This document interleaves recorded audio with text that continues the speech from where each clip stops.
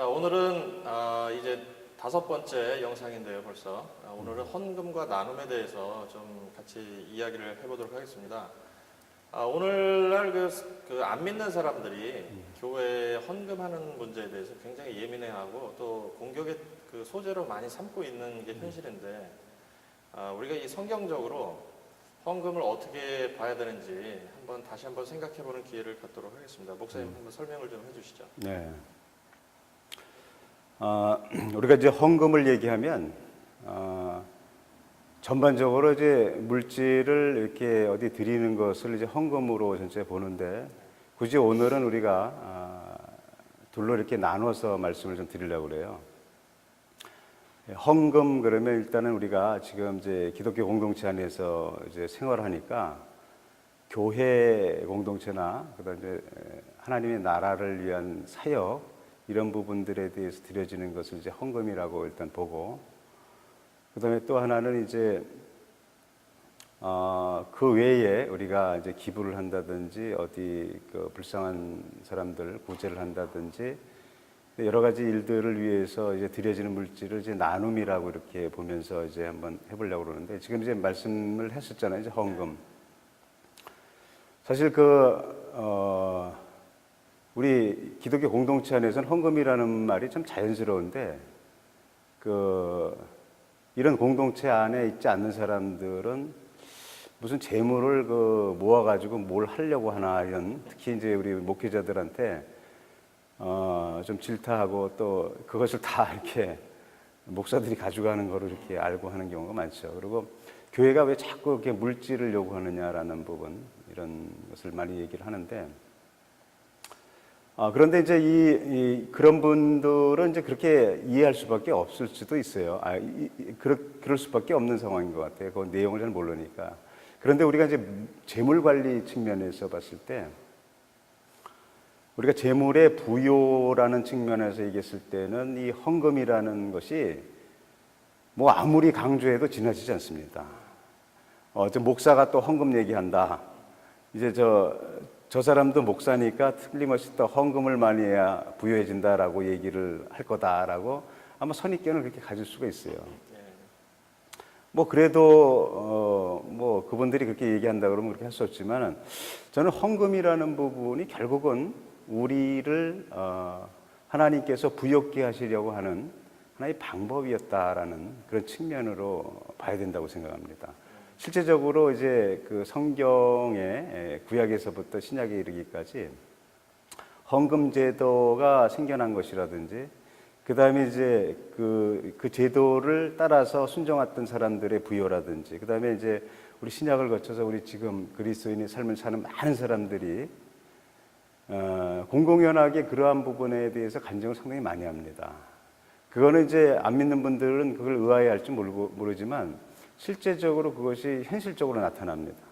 그것은 헌금이 성경에서 얘기하는 것과 같이 바로 우리 인생의 그 물질 부분에 대해서 부욕케 하시는 하나님의 원리를 담았다라고 이제 보는 게 정확하다라는 것이죠. 그래서 우리가 이제 시각이 다르기 때문에 기독교 세계관적인 시각과 그 다음에 이제 유물론적인 시각이 다르기 때문에 곡해도 할 수 있고 오해도 할 수 있고 그 다음에 또 질타도 할 수도 있는 거예요. 근데 이제 우리는 진리를 얘기하고 확실한 부분에 대해서 얘기하는 거기 때문에 거기에 대해서는 특별히 이게 관여하지 않습니다. 이제 분명한 성경적인 부분에 대해서만 얘기를 하니까. 근데 헌금에 대해서 이렇게 좀 보려고 그러면 헌금의 기능이 크게 두 가지로 나타나고 있어요. 헌금이. 그게 뭐냐면 첫 번째는 헌금이라는 부분이 성경에서는 그 어떤 씨앗의 개념으로 계속 말씀을 하잖아요. 그렇기 때문에 씨앗이다라는 것은 그 열매와 번성을 가져오는 거잖아요. 그러니까 헌금은 그 열매와 번성을 이루는 매우 중요한 요소다라는 측면으로 일단 헌금을 정의할 수가 있어요. 현실적으로 봤을 때. 부요의 원리의 하나의 매우 중요한 그 요소가 된다는 것이고, 또 한 가지 우리가 많은 분들이 이 부분은 아마 몰랐을 것이다라고 생각하는 부분이 하나가 있어요. 뭐냐면 이 막혔던 부분이 뚫리는, 그러니까 막혔던 부분을 뚫는 역할을 헌금이 합니다. 아, 예. 예.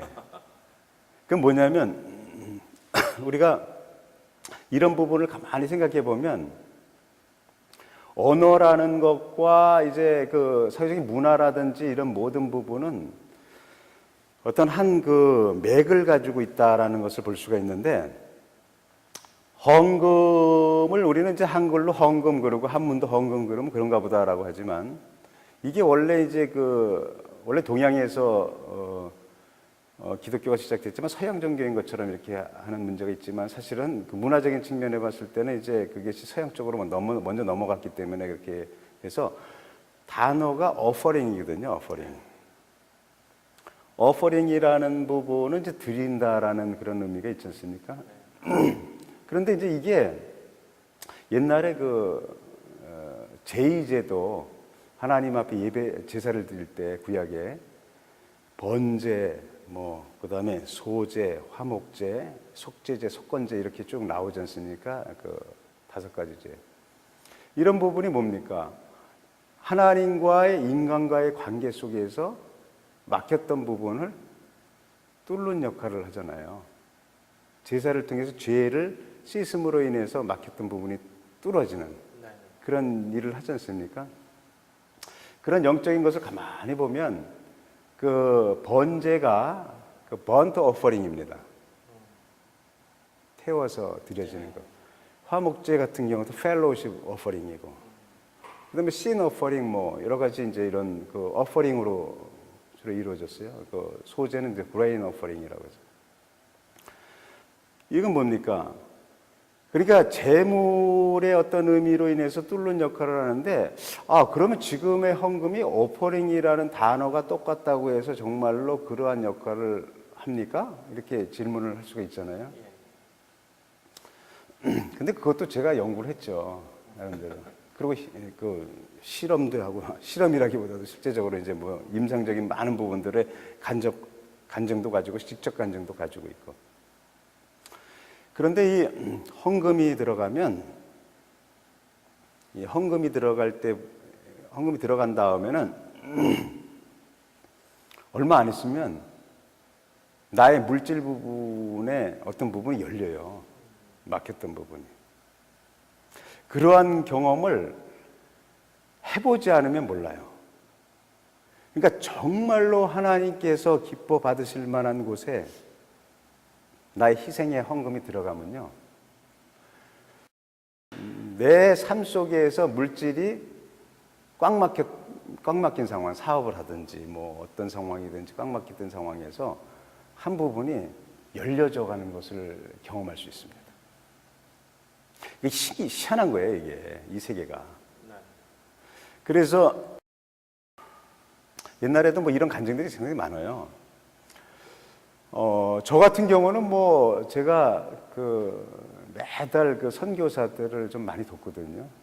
많은 돈은 아니지만 이제 군데군데 이렇게 해서 돕는데, 항상 이렇게 선교사들을 도우려고 이제 돈을 입금을 쫙 시키잖아요. 입금을 시키고 나면 기분이 굉장히 좋습니다. 이상하게도 내가 무엇을 쓰려고 할 때 뭘 살려고 그러면 막 아끼고, 깎았으면 좋고 저렴한 걸 사고 싶고 막 그런데, 이런 쪽에 헌금을 할 때는 돈이 아깝지가 않은 거예요. 아마 그런 것을 경험한 분들이 굉장히 많을 겁니다. 그 놀라운 세계가 있다는 거죠. 하나님이 기쁨도 줘요, 여기에. 그런데 이 헌금을 드리고 나면 얼마 후에, 곧바를 수도 있고 얼마 후에 어디선지 모르지만 내가 생각지 못한 부분에 대해서 그곳에서부터 물질의 통로가 열리는 것을 거의 가끔 경험하는 것이 아니라 매번 경험해요. 그러니까 저는 좀 이상한 표현 같지만 정말로 하나님의 나라를 위해서 힘쓰고 애쓰는 분들을 위해서 그 헌금을 드리고 난 다음엔 참 기대가 돼요. 그분도 좋고 나의 어떤 막힌 부분이 뚫려지는 그런 부분들을 항상 경험하니까. 그리고 또 예전에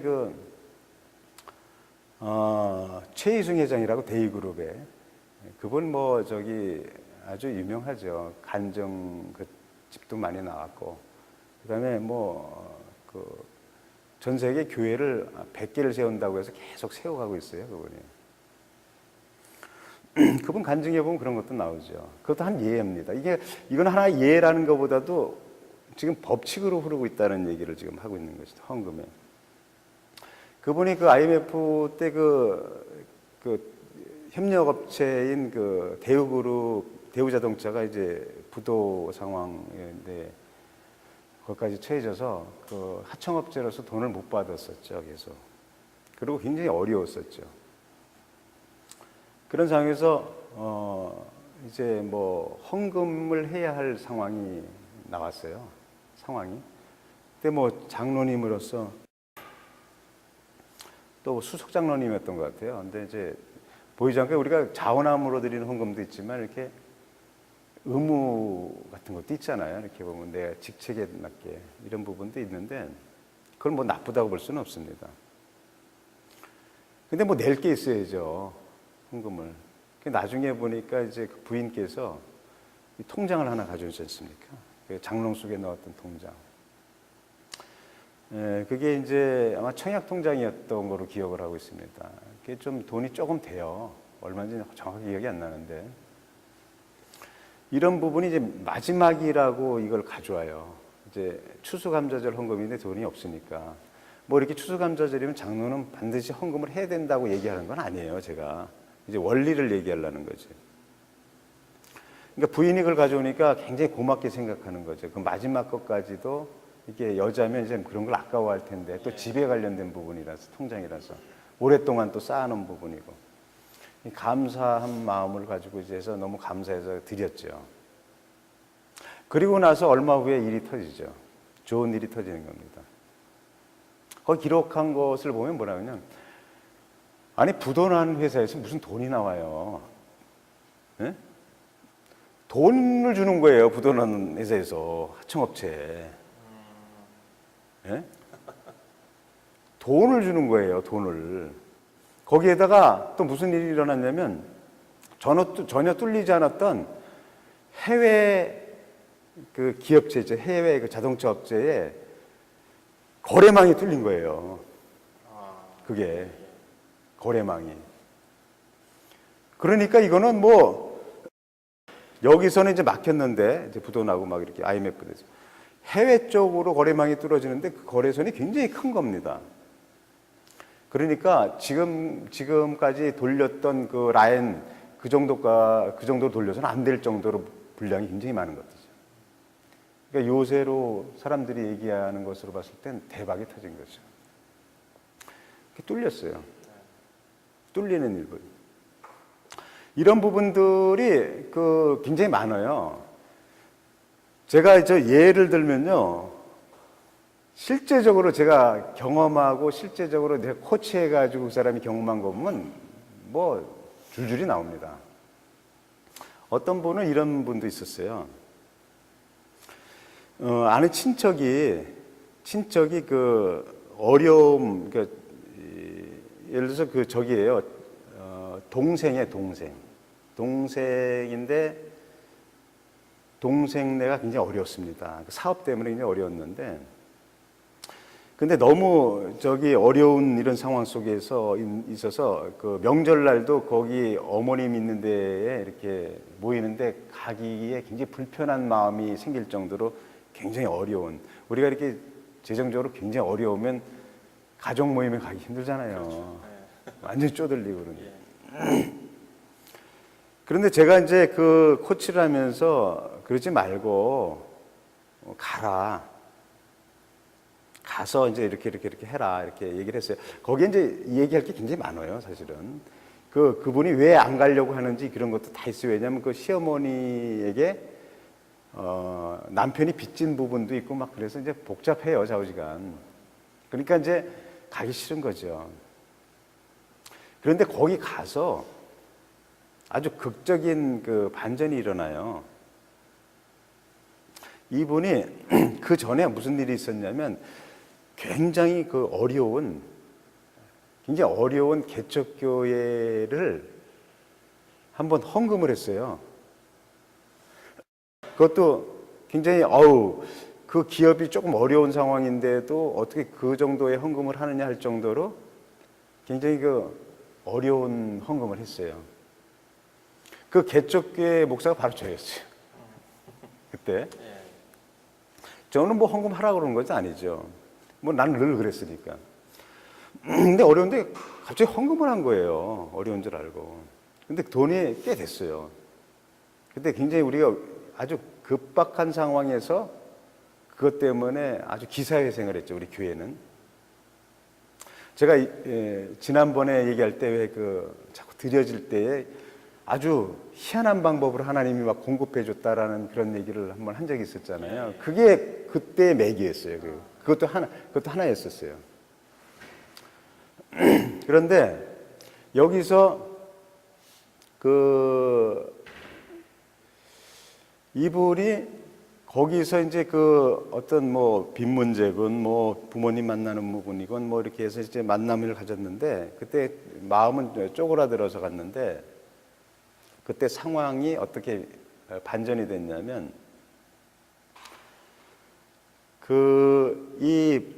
여기 이 집에서 빚을 진 빚.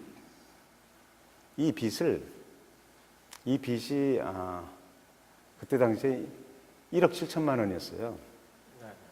1억 7천만 원. 1억 7천만 원이었는데 이 사람의 형이 그 얘기를 듣고 뭐 자세히 얘기는 안 했지만 뭐 상황이 어려운 걸고 그 자리에서 이것은 내가 책임져 주마. 그래서 이 부분을 한 사람은 1억을 책임져 준다고 그러고 한 사람은 7천만 원을 책임져 준다고 그래가지고 졸지에 1억 7천만 원을 받았어요. 졸지에 가기 싫은 곳에 가가지고 1억 7천만 원을 받았어요. 이분이 죄송합니다만 이걸 꼭 밝혀야 되니까 이게 사실이다라는 부분들에 대해서 내가 얘기를 해야 되기 때문에 그분이 상당히 어려운 상황에서 저희 교회에 헌금한 것이 그때 당시 600만 원이었어요. 근데 그때 저기 한 달이나 뭐 얼마 그렇게 지나지 않았던 것 같아. 근데 1억 7천만 원을 받은 거죠. 근데 이제 이분도 사업에 굉장히 어려운 상황에 부분이 뚫렸어요. 그것 때문에 물질 문제가.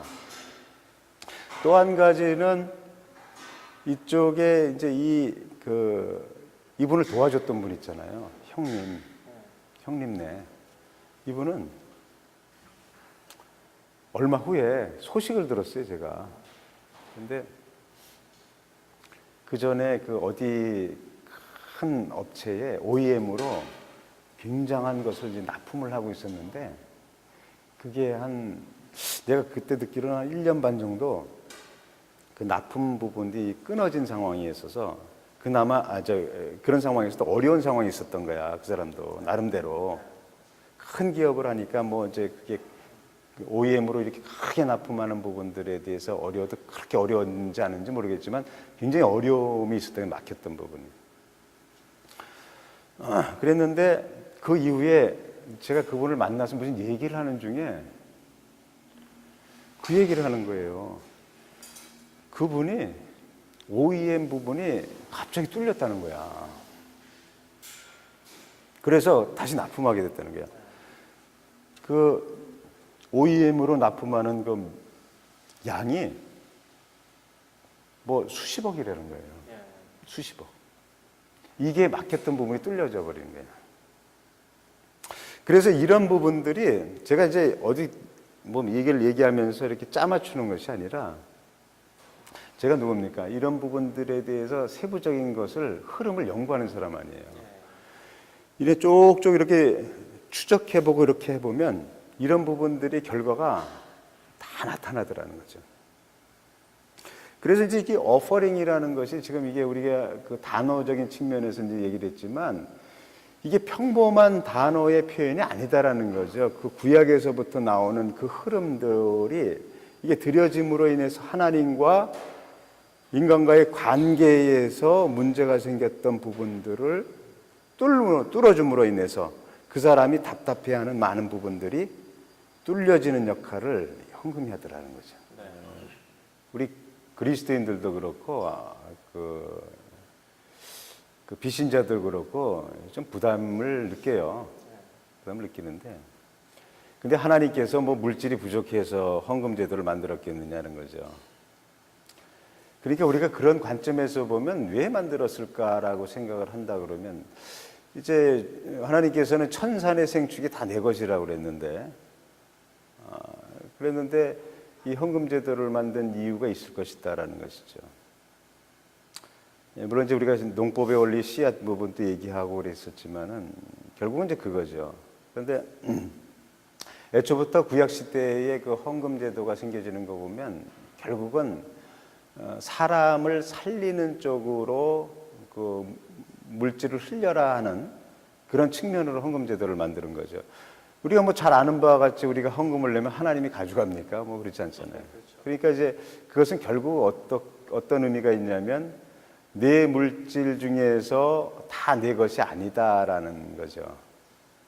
네가 소득을 얻었지만 그 물질에 그것이 다 내 것이 아니라 거기에는 물질을 주신 분의 소유가 있고 또 그 외에 또 다른 소유가 내 것이지만 다른 사람에게 반드시 가야 할 부분이 있다라는 것을 알려주는 제도가 헌금이에요. 그러니까 이제 그 하나님의 것이다라고 했을 때는 이제 11조를 얘기하지 않습니까? 그리고 이제 그 고아와 과부라든지 나그네 이런 거 얘기를 할 때에 사람들에게 이제 헌금하는 부분들에 대한 그 헌금. 그러니까 뭐냐면 우리가 이제 11조도 이제 세부적으로 얘기를 해야 되겠지만 애초에 하나님의 사역을 하기 위해서 전담해야 하는 그 레위 지파 내지는 그 제사장들, 그분들은 그 예전에 구약 시대에 그 분배된 땅이 없잖아요. 그러니까 그분은 소득이 없습니다. 그러니까 제가 그랬잖아요. 지난번에 소득에는 반드시 노동으로만 이루어지는 것이 아니다라고 얘기했잖아요. 그러니까 레위 지파라든지 제사장은 그 은혜의 소득으로 보는 것입니다. 그래서 레위 지파도 그렇고 제사장들도 그렇고 그 이스라엘 백성들이 거기서 11조를 거기서 드리면 거기서 또 11조를 또 드려요. 그러니까 모든 물질에는 소득으로 이루어지는 물질에는 그 중에 일부는 어느 부분은 주인이 따로 있다라는 부분이 있어요. 이게 좀 어폐가 있는 것 같아도 우리가 여기서 부가세를 내잖아요. 부가세는 좀 의미가 좀 다르지만 이게 붙어 있는 게 있잖아요. 그죠?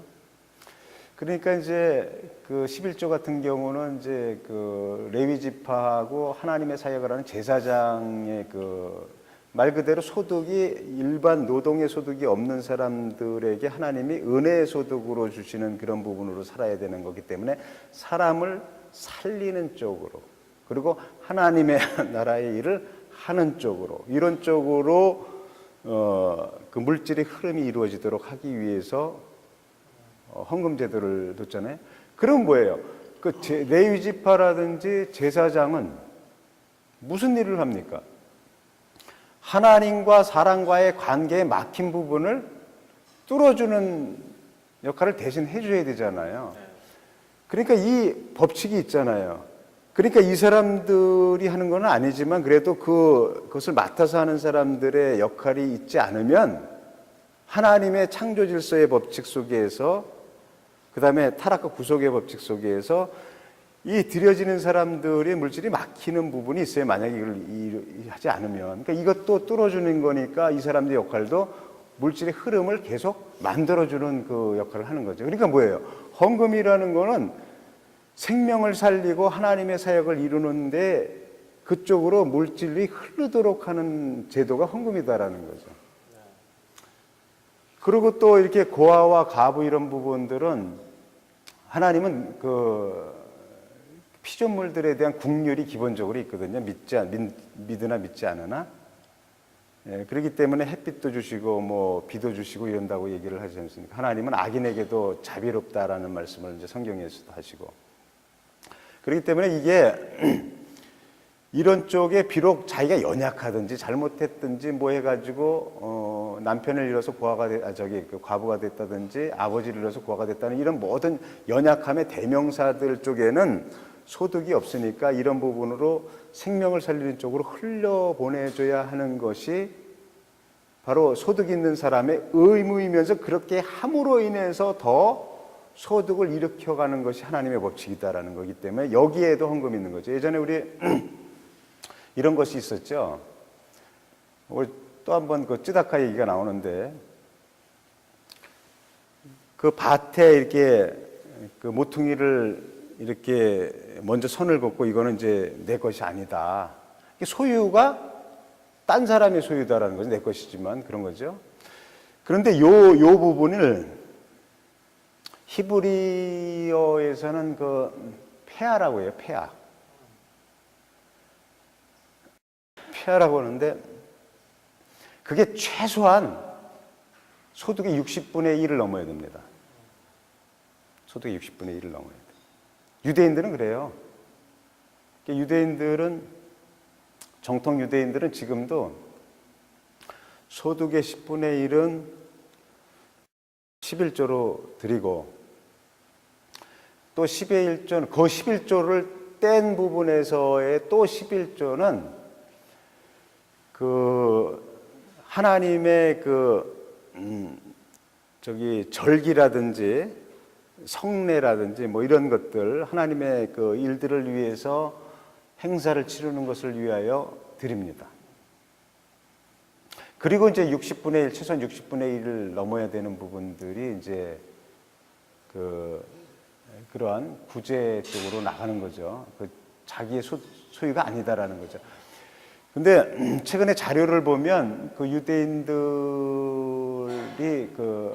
많은 그 정통 유대인들이 강조하는 부분이 그 구제비도 10분의 1 이상을 하라는 것을 권면을 해요. 우리가 그 베니스의 상인이라는 그 소설이 있지 않습니까? 셰익스피어에. 거기에 보면 그 샤를록, 그 사람이 그 유대인으로 나와서 그 사람이 굉장히 지독한 유대인으로 표현되어 있기 때문에 유대인들은 굉장히 잔인하고 구두쇠고 뭐 이런 것으로 이제 많이 알려졌어요. 우리가 뭐 유대인을 비호하는 건 아닙니다. 사실이니까 지금 얘기하는 건데.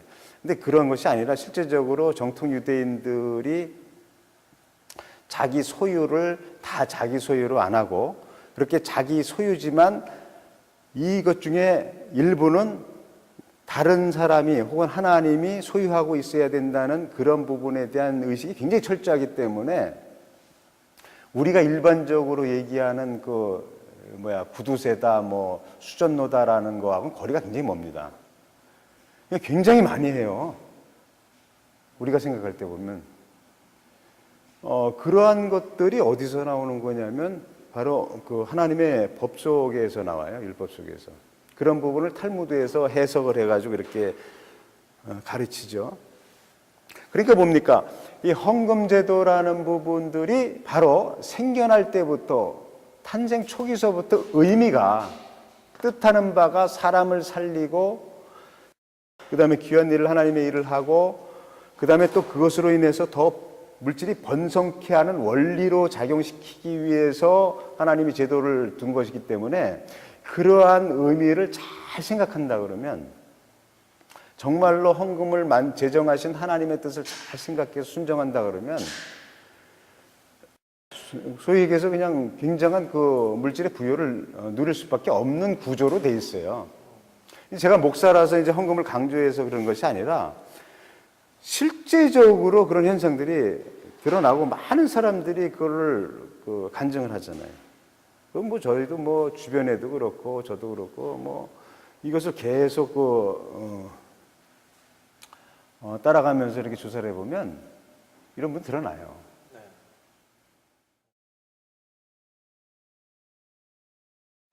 (11조에) 대해서 굉장히 말이 많죠. 예. 그리고 실제적으로 지금 인터넷에 보면 11조는 구약 시대에 끝난 걸 가지고 율법 조문을 가지고 신약 시대 이후에까지 지금 적용을 시킨다라는 것, 그래서 율법주의다라는 얘기를 굉장히 많이 합니다. 근데 우리 성도님들은 그런 부분이 있는지 없는지도 모르는 분들이 많이 있어요. 그리고 실제적으로 유럽에서 공식적으로 이제 교회 전체적으로 봤을 때는 11조를 의무적으로 하라는 부분들이 없어졌어요. 사실은 프랑스, 아마 우리가 기독교 국가 중에서는 프랑스가 가장 먼저 없어졌고, 그 다음에 독일이 없어졌고, 그 다음에 영국, 그 다음에 이제 그 다음에 이어지는 게 이제 미국 아닙니까? 미국도 이제 공식적으로는 이제 의무원금에서 이제 없어졌어요. 예, 캐톨릭도 없어졌고. 그런데 왜 우리 보고 이제 11조를 내라 그러냐, 이제 이런 얘기를 하는 분들이 있어요. 근데 그런 사실들이 뉴스에 안 나오더라고요. 기독교 방송에도 안 나오고. 예. 그런데 이제 제가 이제 조사를 해봤더니 실제적으로 이 총회라든지 이런 쪽에서 이제 그런 부분들을 공식화시킨 부분이 많이 있어요. 그래요? 이게 원래 초대교회에서부터는 11조라는 부분들이 강조되지 않았었는데 한 8세기 정도에 그 사를마뉴 대제가 있었어요. 그분이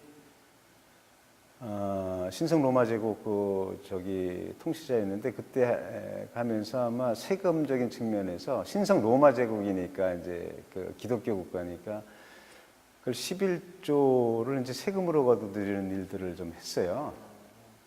그때부터 이제 11조가 강조됐다라는 것이 전례적으로 내려오는 이제 이야기인데 그래서 이제 나중에 이제 그거를 쭉 하다가 이제 프랑스, 뭐 독일, 영국 이렇게 쭉 이렇게 이제 없어졌다고 그랬는데, 그런데 자세히 이렇게 보면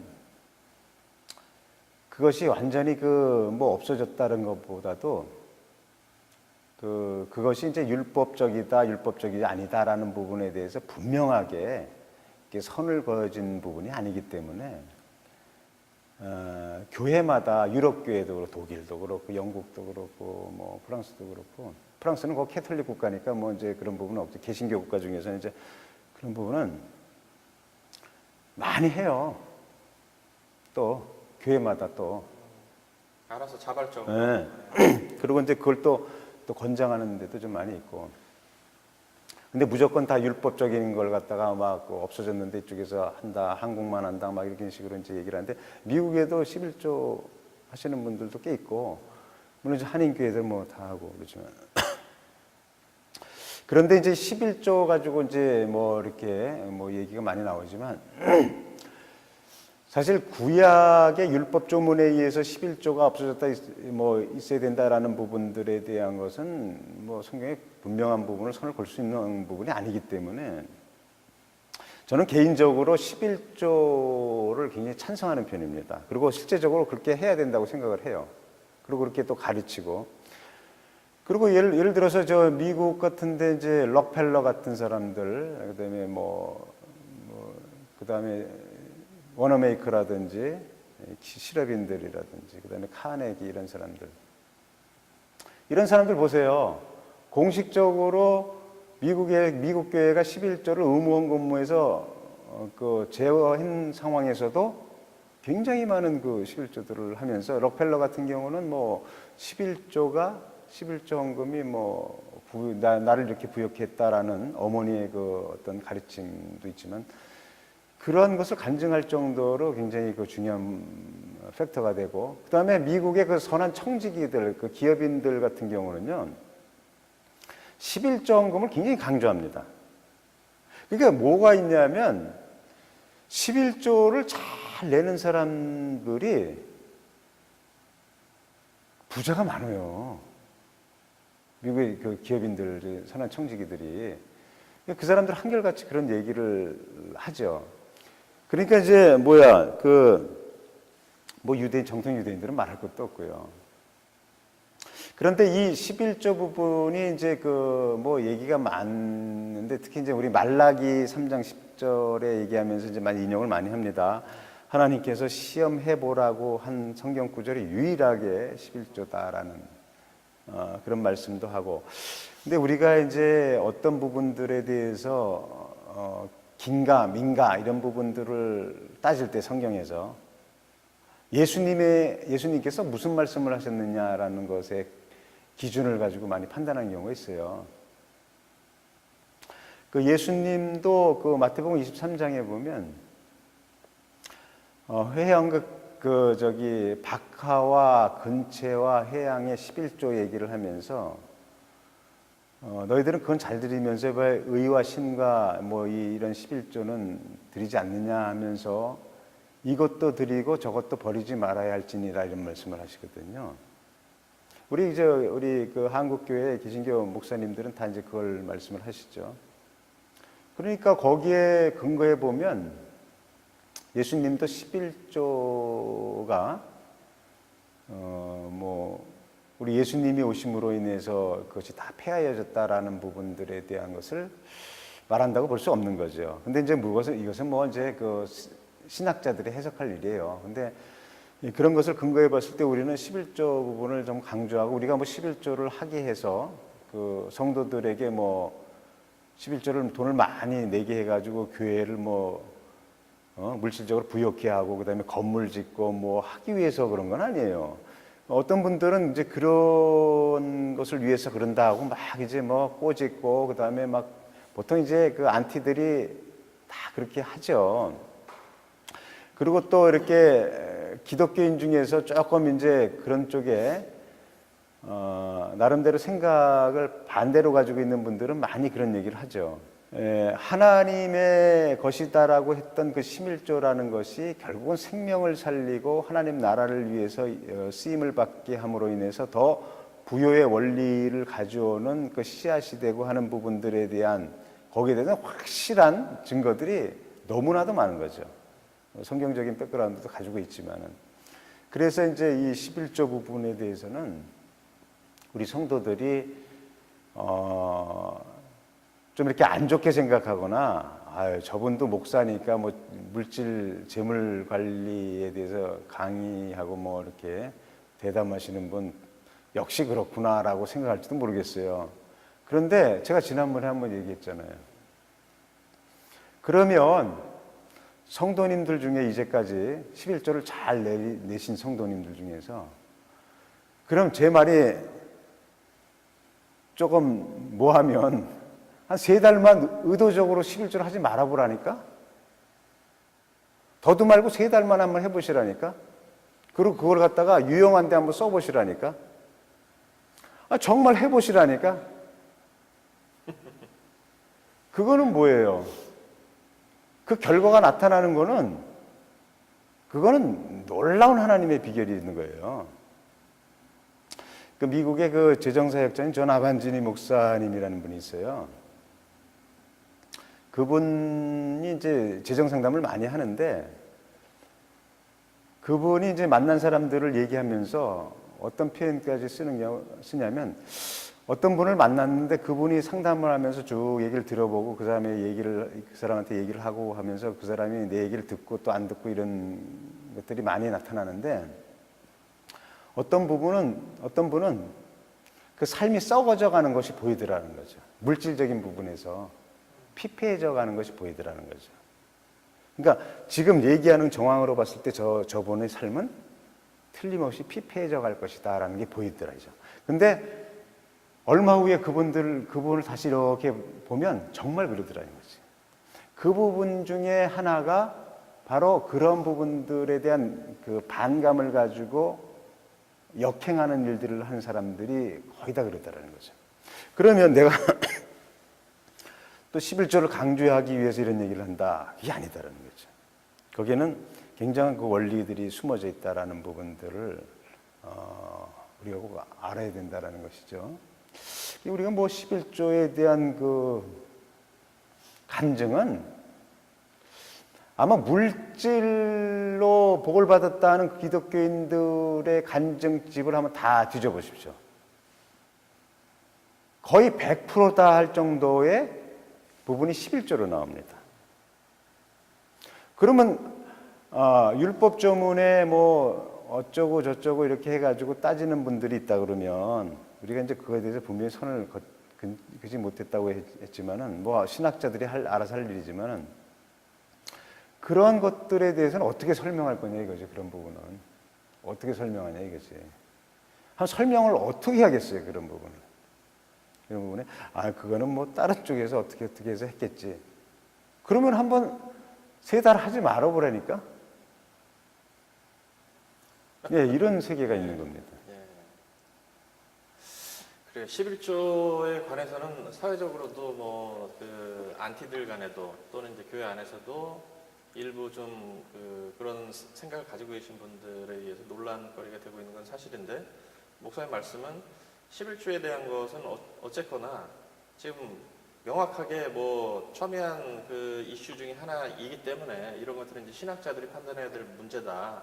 하지만 11조를 함으로 해서 결과로 봐가지고 11조와 재물 자기 그 부요함과의 관계 이거는 굉장히 깊은 상관관계가 있는 것이다. 이제 그런 말씀을 그렇죠. 이제 그거를 유대인은 구약 시대의 그 법조문을 따라 살고 우리 그리스도인은 신약적인 측면에서 산다라고 이제 선을 분명히 그을 수가 있잖아요. 그런데 우리가 나타난 현상적인 측면으로 봤을 때 정통 유대인들 이런 사람들이 굉장히 부요의 삶 속에 사는 거는 우리가 다 인정하잖아요. 그 사람들이 장사를 잘하고 뭐 무슨 여러 가지 뭐 비즈니스 감각이 탁월하고 정보가 좋고 그다음에 서로 돕는 게 강력하고 뭐 여러 가지 이유가 있다고 하지만은 그분들은 그것을 1차 요인으로 보지 않아요. 그 11조와 쯔다카로 봐요. 물질의 부유의 원리를. 예? 그렇게 되면, 자, 그러면 우리가 쯔다카라는 부분들이 이제 여러 가지, 우리가 이제 구제 헌금을 이렇게 따로 이렇게 드린다, 안 드린다를 떠나서, 그건 뭐 우리가 율법적이기 때문에 한다. 율법이기 때문에 안 한다. 그렇지 않으면 뭐, 그래도 나는 이제 해보겠다. 이런 건 뭐 지 마음이지. 그런데, 결과적인 측면에서는 굉장한 차이가 나타난다 이거죠. 이런 부분들에 대해서 우리가 얘기를 하잖아요. 우리 지난번에도 우리가 창조의 법칙에 대해서 굉장히 많이 얘기했잖아요. 이런 어떤 창조의 원리 속에서 하나님이 복 주시는 그 원리 체계이기 때문에 이런 부분을 그 측면에서도 한번 깊게 생각해 볼 필요가 있어요. 저는 이 나눔에 대해서도 이제 얘기를 할 텐데 이런 부분이 이제 우리가 지금 1차적으로 헌금에 대해서 얘기를 했어요. 이거 우리 교인들도 이 그 헌금이 부담이 돼가지고 아이고 11조가 뭐 부담이 된다. 11조를 꼭 이렇게 10분의 1을 내야 되느냐. 뭐 별 얘기가 많이 있어요. 그런데 이제 그런 건 지혜를 가지고 하나님 앞에 지혜를 가지고 잘 판단하고 이렇게 해야 할 일이지 그런 부분들을 갖다가 도외시하면 안 된다는 건. 네.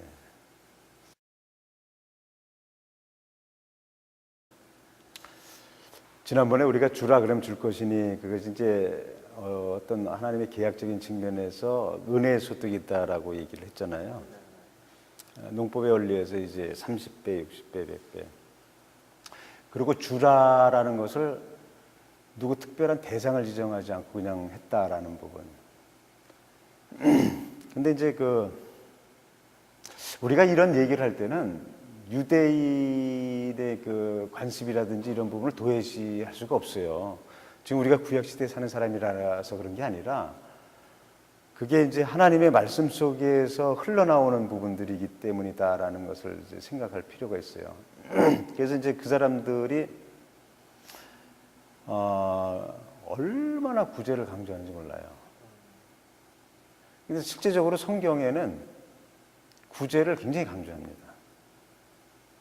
그리고 시편 112편에도 이렇게 보면 흩어 구제하는 자는 풍족하게 될 것이다라는 말씀도 있고, 그다음에 그 빌립보서 4장에 보면, 물론 이제 사도 바울이 선교 여행을 떠날 때에 이제 그 후원했던 빌립보 교회에 대해서 얘기를 했지만은, 나의 하나님이 그리스도 예수 안에서 영광 가운데 풍성한 대로 너희 모든 쓸 것을 채우시리라, 이런 말씀이 있어요. 4장 19절에. 근데 많은 분들은 그 전후를 따져보지 않고 그냥 어떤 그 성경 구절을 하나 딱 가지고 나의 하나님이 그러면서 나에게 풍족하게 줄 것이다 라고 하면서 막 기뻐해요. 어떤 그 믿음을 가지고 그런 건지. 그게 뭐 나쁘다는 건 아닙니다. 근데 그 앞부분에 보면 사도 바울이 이런 얘기를 해요. 우리가 하나님의 일을 할 때 우리에게 후원했던 사람들은 너희밖에 없었다라는 거죠. 너희밖에 없었다. 그리고 또 한 가지 뭐라고 얘기하냐면, 우리가 지금 우리가 물질이 부족하다든지 뭐 이렇게 얻고자 해서 이런 얘기를 하는 것이 아니라, 오히려 너희가 물질이 부요하게 하기 위해서 이런다는 얘기를 해요. 이게 무슨 얘기냐? 이분들이 이제 그 하나님 나라를 위해서 나누는 부분, 헌금이지만 이제 나누는 부분들에 대해서 얘기를 하면서 오히려 물질이 부요하게 하기 위해서 그런다는 얘기를 해요, 사도 바울이. 이게 원리를 아는 거죠. 그리고 사도행전에 보면 사도 바울이 예수님의 말씀을 인용하면서 주는 것이 받는 것보다 복되다, 이런 얘기를 하죠. 주는 것이 받는 것보다 복되다는 얘기가 어떤 쪽에서 복이 되는 것 같아요, 더? 주님께서 말씀하신 것을 사도 바울이 인용해서 얘기를 했거든요. 주는 자가 받는 자보다 왜 복됩니까? 예를 들어서.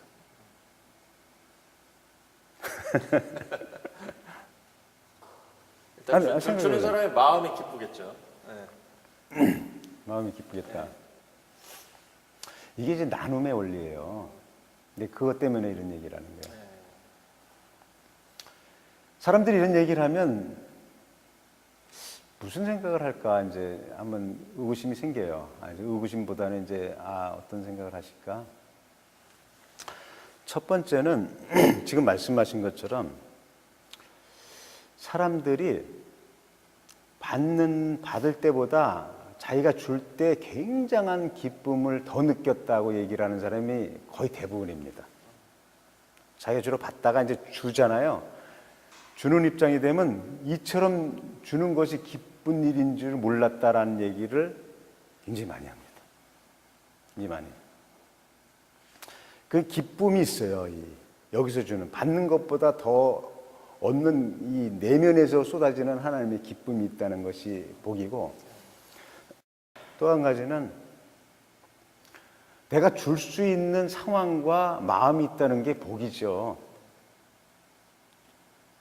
주고 싶어도 없으면 못 주는 건데, 마음 있어도 마음이 없으면 못 주는 거고, 그게 복인 거죠. 그 다음에 마지막으로 더 복이 있는 것은 뭐냐면, 주면 나는 하나님이 더 주는데, 씨앗이라고 그랬잖아요. 하나님 더 주는데 나를 주라 그러면 내가 더 줄 것이다 라고 했는데, 그러니까 더 복이 있는 거죠. 제가 가만히 한번 연구를 해보는데, 거지가 왜 거진가 봤더니 받기만 하더라고. 받기만 해서. 거지는 줄 줄 모르더라고. 그러니까 거지예요. 평생 거지입니다. 받기만 하는 사람은 평생 거지예요. 그러니까 주면 자꾸 늘어나는 거거든요. 그러니까 복된 거죠.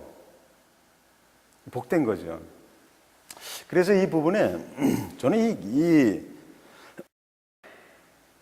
이 부분을 아마 우리가 그 물질에 대해서 간증이 나오면 헌금과 나눔에 대한 간증이 제일 많을 겁니다. 아주 줄줄줄 쏟아질 겁니다. 이런 부분이. 성경에 보면 누가복음 18장에 보면 부자 관원이 예수님께 와가지고 이제 어떻게 해야 영생을 얻으리까 이런 얘기를 하거든요. 그러니까 내가 율법을 지켰느냐 이렇게 했을 때 율법을 다 지켰다고 얘기를 해요. 그러니까 예수님께서 너에게 한 가지 부족한 것이 있다라고 얘기를 합니다. 그러면서 말씀하신 것이 너의 소유를 팔아 가난한 자에게 주고 너는 나를 따르라 이런 얘기를 합니다. 제가 그걸 유심히 봤어요. 하고 성경을. 너의 소유를 팔아 다 주고 너는 빈털터리가 돼서 나를 따르라는 얘기를 하진 않았어. 그리고 우리가 한번 생각해 볼 것은 왜 있는 것을 그냥 주면 되지 소유를 팔으라고 그래. 이런 게 있어요. 그 원리가 있어요. 근데 부자 간원은 그것에 따를 수가 없어서 근심하면서 갔다 그랬어요. 여리고에서 있었던 얘기거든요. 여리고에 들어오면서 그랬고 이제 여리고에 들어가서 지나가면서 바로 삭개오를 만나면서 삭개오는 저기잖아요. 세리장이면서 부자잖아요. 삭개오는 예수님이 말도 안 했는데 자기가 자기 소유의 절반을 가난한 자에게 주겠다고 그냥 예수님이 하라고 그러지도 않았는데 그냥 그 얘기를 해버려요. 그리고 다른 사람에게 혹시 늑탈한 것이 있으면 내가 4배나 갚겠다 나이다 이런 얘기를 하거든요. 그러니까 예수님께서 이 집에 구원이 이르렀다라는 얘기예요. 그럼 뭐 믿음으로 구원을 얻는 거지 뭐 이것에 해서 구원을 얻는 거냐 이렇게 얘기를 할 수가 있어요. 그건 이제 또 다른 차원, 예수님을 받아들였으니까 이제 그런 거 때문에 괜찮아요. 상관이 없는데 이런 부분에 대해서 여기는 재물로 인하여 근심하고 가고 여기는 얘기도 하지 않았는데 이 재물을 드리겠다고 이렇게 얘기를 하거든요. 그 다음에 삭개오의 얘기가 안 나와요. 이 사람들 얘기도 안 나오고. 근데 분명한 결과는 틀림없이 나타났을 겁니다. 왜냐하면 이 사람이 예수님께서 이 사람을 굉장히 칭찬했기 때문에 이 사람에 대한 것은 굉장히 부여의 원리 속으로 삭개오는 굉장히 부여했을 겁니다. 나중에. 그리고 이 사람은 부자가 천국에 들어가는 것은 낙타가 바늘기로 들어가는 것보다 어렵다는 얘기를 하면서 이 사람의 삶에 대해서 굉장히 피폐해질 것을 예언을 합니다. 그리고 누가복음 12장에 보면 우리 마태복음 6장 33절에서 보면 그의 나라와 그 얘기 쭉 나오지 않습니까? 지난번에 얘기했던 것처럼. 그런데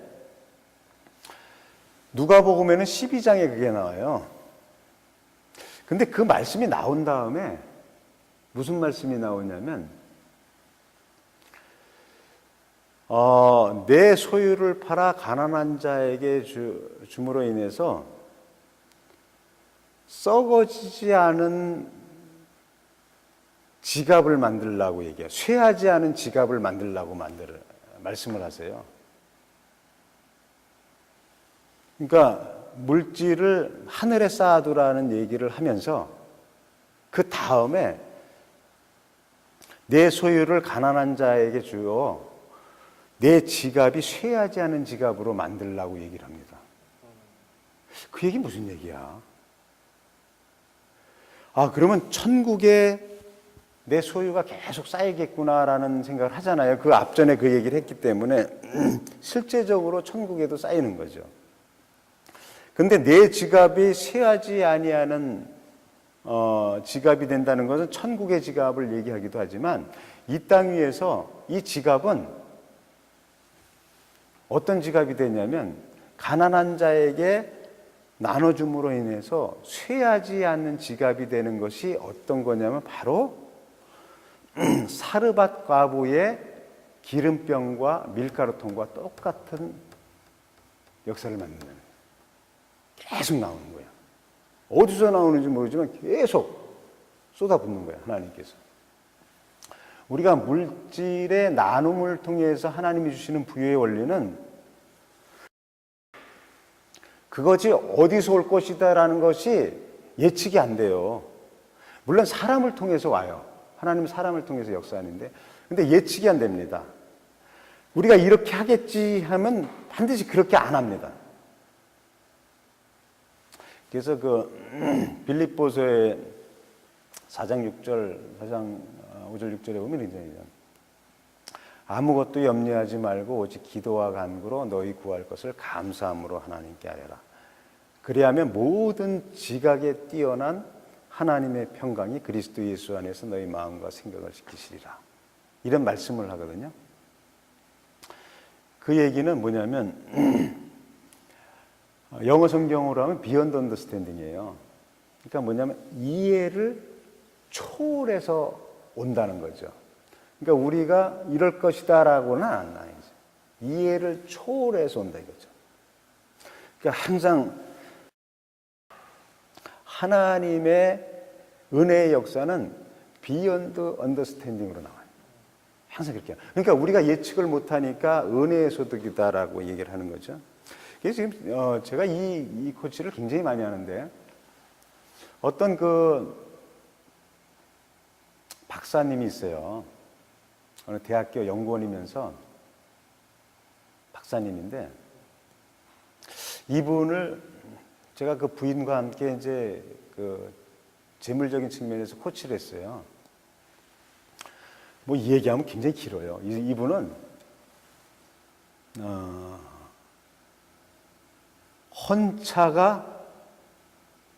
헌차가 사고가 났는데 자기가 그냥 가다가 미끄러져서 사고 나서 그냥 폐차됐는데 하나님의 법칙에 의해서 하나님의 법칙대로 행하니까 아주 새 차를 얻었을 뿐만 아니라 유지비까지 얻었어요. 내가 이 얘기를 다 해야 되는데 시간이 없어서 얘기를 못해요. 그런데 이 부분이 거기에 대해서 굉장한 은혜를 받아가지고 제가 무슨 얘기를 하면 그대로 순종을 해요. 네? 재물에 관해서는. 그래가지고 이분이 한 번은 그랬어요, 제가.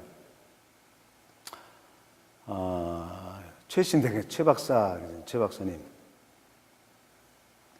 지금 저기 신학대학원에 점심 굶는 공부하는 신학생들 많아요. 그래서 우리 사랑의 식권 이런 부분을 많이 이제 보내주는데, 최 박사님이 정말 기쁜 마음으로 그분들을 위해서 한번 나눔의 시간을 좀 가져요. 그래서 돈을 늘 꾸준히 좀 이렇게 세이브를 해서 정기적으로 그분들한테 좀 보내주세요. 그런 게 있어요? 그럼 내가 해야죠, 목사님. 어떻게 하면 돼요? 그래서 내가 이제 알려줬어요. 그러니까 거기 이제 학교에 연락을 해가지고 이제 계좌를 트고 이렇게 해서 매번 자기 돈 남은 거 있으면요 항상 거기 넣어갖고 그걸 갖다 매달 이렇게 보냈어요. 그리고 이제 얼마 후에 그분을 만나서 이제 얘기하는 중에 저한테 그런 얘기를 하는 거죠. 목사님, 제가요 지난번에 목사님이 하라는 대로 했거든요. 그때 세상에 제가 제 손에 돈이 마를 날이 없어요. 제 손에 돈이 마를 날이 없다는 거예요. 마를 날이 없대요. 돈이 마를 날이 없다. 아니 그걸 어떻게 설명하냐고요, 그거를. 그래서 지금 우리가 이게 나눔이라는 것은 이걸 뭐라고 얘기를 해야 되나? 이거는 나눔은 상상을 초월하는 하나님의 은혜의 소득을 가져올 수 있는 너무나도 중요한 요소다라는 거죠. 저는 이 간증이 굉장히 많아요. 또 유대인 얘기를 한번 해봐야 되는데 이 얘기를 하기 전에 유대인들은 그 사람을 도울 때 우선순위가 있거든요. 누구를 도우라, 누구를 도우라. 우선순위가 있는데 그 중에 우선순위 중에서 거의 그냥 뭐 탑 클래스 안에 있는 우선순위의 대상이 누구냐면, 그 중에 하나가 누구냐면 토라를 공부하는 사람이야. 우리로 얘기하면 신학생이죠. 어떻게 보면 왜 그랬을까라는 생각이 드는 거예요. 토라를 공부하는 사람, 이게 우선적으로 나눔을 실천하라는 거야. 그 나름대로 이유가 있겠죠. 이제 탈무드에서 이제 연구해서 이렇게 했겠죠. 그런데 제가 신학대학원을 들어가려고 그러는데 어느 분이 그 신학대학원에 있는 모든 이제 그 등록금을 대준대요. 그래서 이제 시험을 치렀거든요. 이제 합격을 했어요. 그 합격을 하고 나서 뭐 합격을 했다고 뭐 곧바로 등록하는 게 아니잖아요. 한 보름 지난 다음에 등록 기간이 있어서 그때 하는 거잖아요. 근데 이분이 합격됐다고 그러니까 빨리 계좌번호를 알려달라는 거야. 등록금 보낸다고. 근데 아직 보름이나 남았어요. 그러니까 아니래. 빨리 알려달라는 거예요. 하도 그래서 할 수 없이 알려줬어요. 그냥 곧바로 입금을 시켰더라고, 그 돈을. 등록금을. 그러고 나서 이제 시간이 지나서 이제 등록을 하고 성탄절이 좀 가까워져서 너무 감사하고 그래서 이렇게 그 사과 한 장자를 사가지고 이제 인사하러 갔어요. 감사하다고, 공부 열심히 하겠다고. 그런데 그분이 오히려 저한테 감사한다 그런 거야. 오히려. 무슨 얘기냐.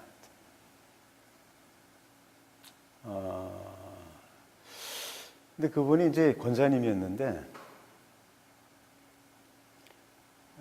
나에게 돈을 붙이고 한 3일 후에 그 남편 회사에서 이제 연말 뭐 이렇게 뭐 정리하고 그러면서 무슨 시상식을 가졌나 봐요.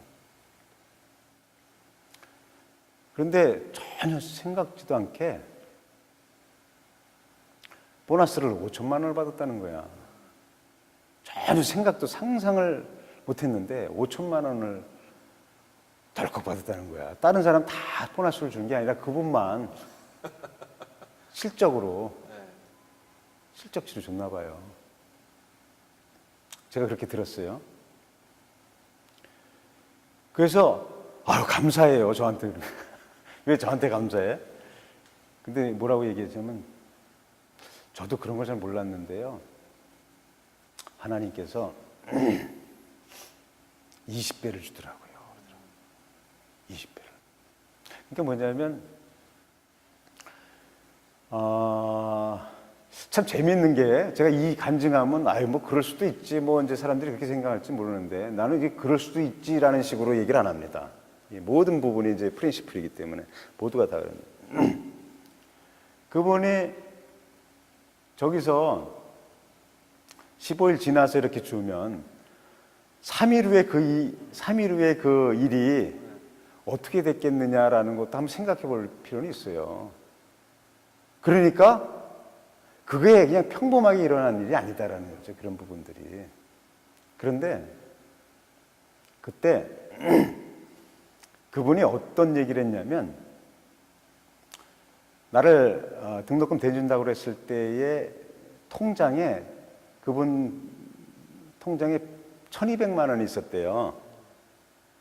그래서 이분이 이제 정년 퇴임할 때가 얼마 안 남아서 남편이 아유, 우리가 이게 도와준다고, 이거 등록금 대준다고 그랬다가 신학생 키운다고 도준다고 했다가 그 도중에 이거 우리 다 써가지고 이제 정년 퇴임하고 이제 돈도 없으면 어떡하나.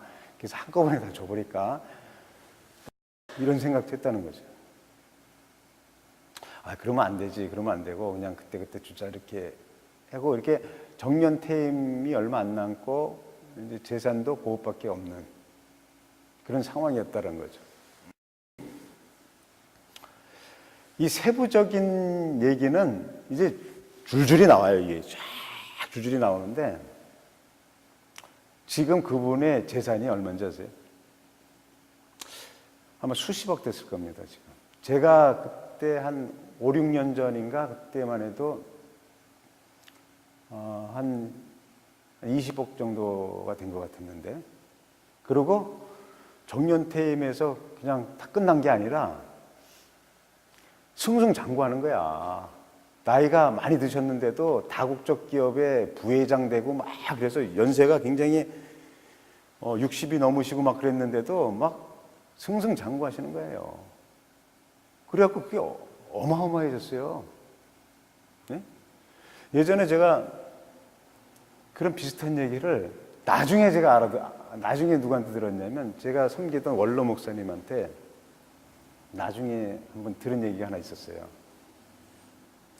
예전에 그 저쪽 교회에 우리 같이 섬기던 독산동에 있는 교회에 거기 어느 전도사님을 거기에 그 어느 집사님 내외가 조그만 회사를 하나 하청회사를 하는데 그 전도사님의 신학교 등록금을 꾸준히 대줬대요. 그거를 이 담임 목사님하고 그 전도사님하고 그 내외밖에 아무도 몰랐답니다. 나도 그때 있었는데 몰랐지. 그 전도사님하고 나하고 친했는데도 난 몰랐어, 그걸. 그랬는데 그때 그 도왔던 그 부부가 그때 회사가 그렇게 형편이 좋지가 않았답니다. 좀 어려웠대요. 좀 어려웠답니다. 근데도 그렇게 꾸준히 그렇게 돕더래요.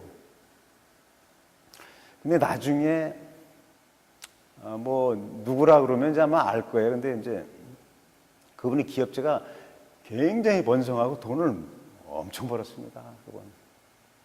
그래서 뭐 굉장한 부자예요. 굉장한 부자. 그리고 그거로만 끝난 게 아니에요. 그분은 거기에서부터 하나님의 그 보이지 않는 세계를 경험하기 때문에 계속 그랬던 거예요. 이 지금 권사님네 가정도 나를 시점으로 해서 계속 그랬던 거야. 한 번 그런 게 아니라. 그냥 어떨 때 보면 누구 도울 사람 없나 그걸 찾는 정도의 그런 정도까지 간 거예요. 근데 그 전도사님이었던 그 목사님도 지금 굉장히 큰 교회 목사님 됐어요. 그분도. 그거를 제가 원로 목사님한테 나중에 들었어요. 그 얘기를. 아, 그런 세계가 있었구나. 나만 그런 게 아니라, 아, 그런 게 있었구나. 라는. 이 나눔이라는 부분들이 제가 제가 여기 지금 쭉 써놨어요. 얼마나 많은지 내 코치하면서 이 나눔에 대해서 할 말이 많아요. 그리고 어떤 나눔은 또 블랙홀 같은 나눔이 있어요. 보통 이게 나누고 그러면 하나님 부요의 원리에서 내가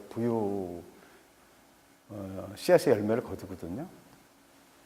근데 어떤 분은 들어가면 안 나와. 들어가면 안 나와. 희한하더라고. 나는 그거를 지금 연구를 하고 있거든요. 근데 나 아직 연구가 안 끝났어요. 그거. 어떤 분은 블랙홀이야, 블랙홀. 내가 도와도 나에게 반응이 안 나타나.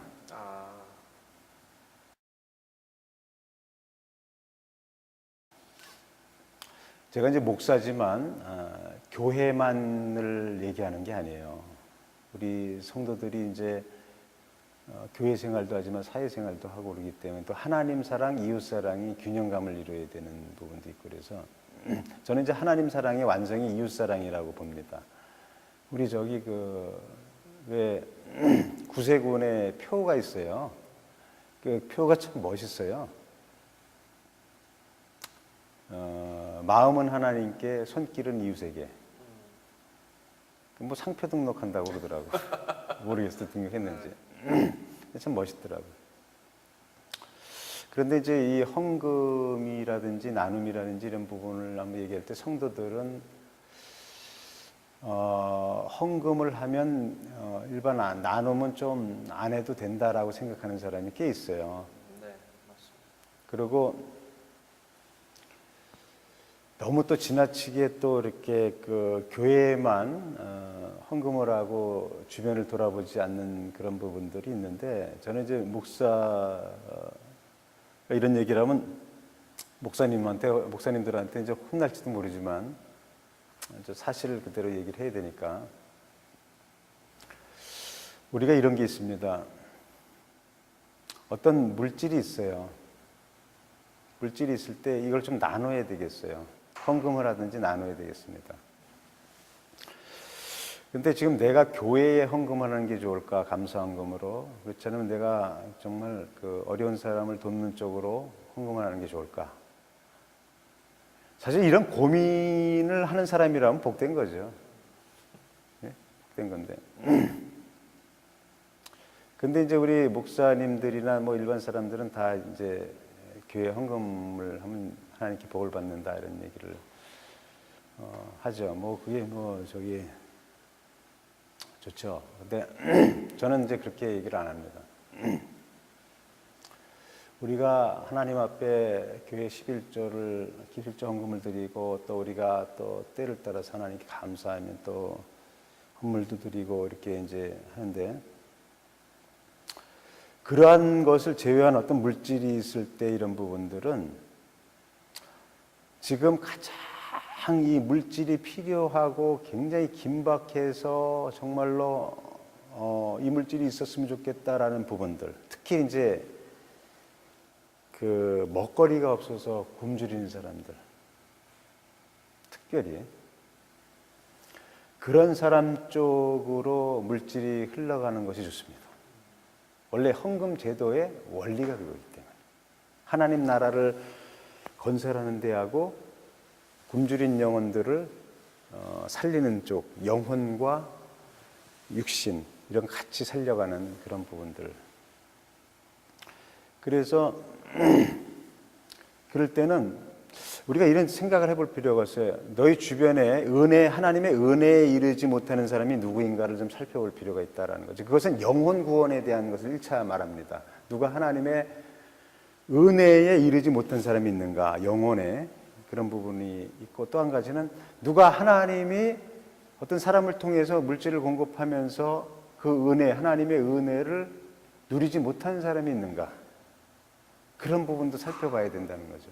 그래서 그런 부분을 주변에 보면서 정말 그러한 사람들이 있다 그러면 조용히 암암리에 이제 익명을 하는 게 가장 좋죠. 그쪽으로 물질을 공급하는 헌금, 나눔. 이것은 향기로운 재물이라고 그랬어요. 하나님께서 향기로운 재물. 사도 바울도 그럴 때 향기로운 재물이라고 얘기를 합니다. 그러니까 하나님이 너무 기뻐하신다는 거죠.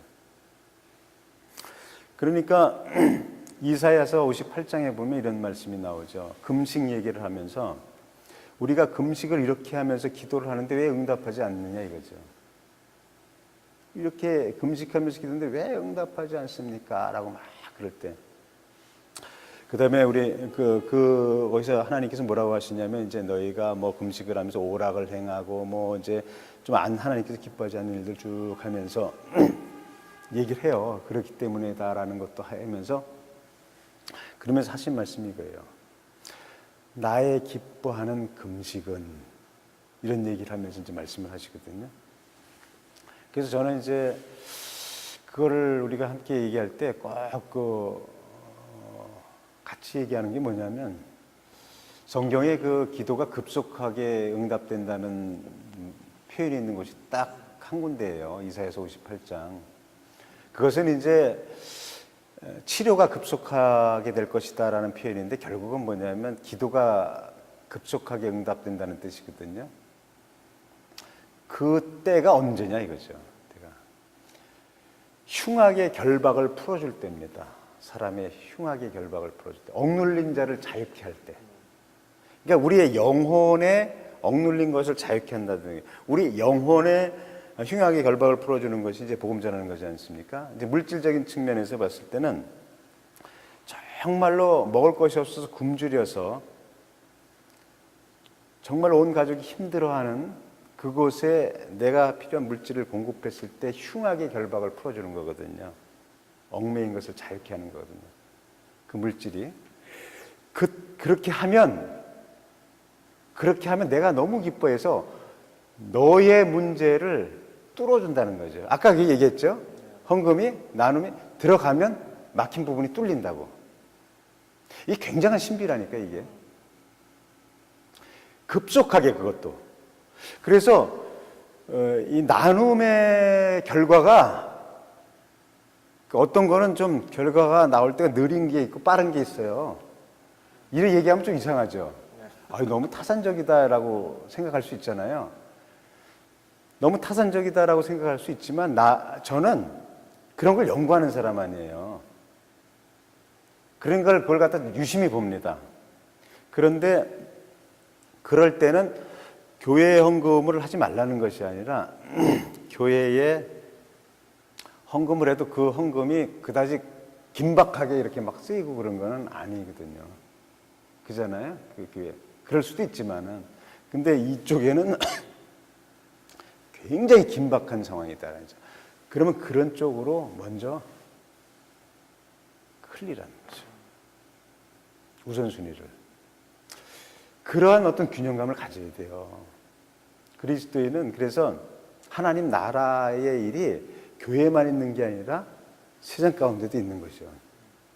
교회를 섬기되 섬기는 부분에 대한 것을, 그러니까 이게 꼭 굳이 그렇게 따질 수는 그렇게 또 적용될 수 있는 건지 없는 건지 내가 분명히 판단이 안 되지만, 가이사의 거는 가이사에게, 하나님 것은 하나님께서 구분이 되어지는 것처럼 어떤 면에서는 교회의 헌금과 우리가 나눔의 헌금 이런 부분들은 잘 구분해서 균형감 있게 드려지는 것이 복된 것이다라는 거죠. 그래야지 하나님의 나라를 교회에서 종교인만 키우는 것이 아니라 사회에서 영향력 있는 그리스도인으로 성장해 갈 수 있다라는 것을 얘기하죠.